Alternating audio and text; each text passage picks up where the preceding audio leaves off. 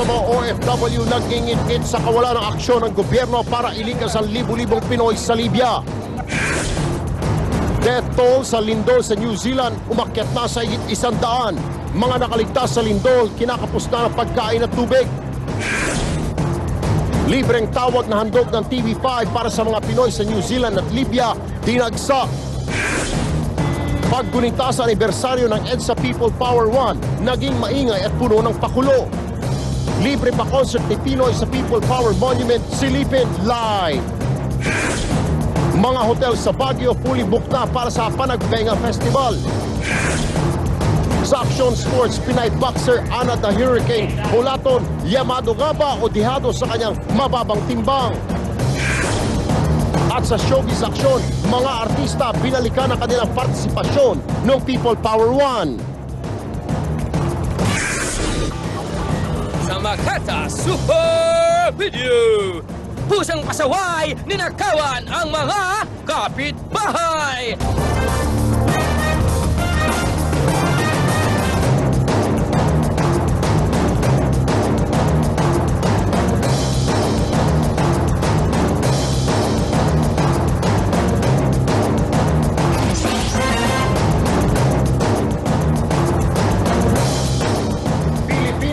Magandang gabi. Ngayong 25 ng Pebrero. Ang maaksyong balita.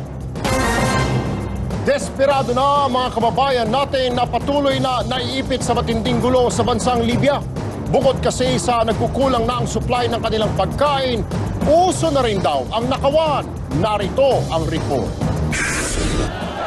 Tuloy ang protesta sa Libya. Ang ilan idinaan sa pagsasayaw. Ang panawagang bumaba sa pwesto ang leader nilang si Muammar Gaddafi.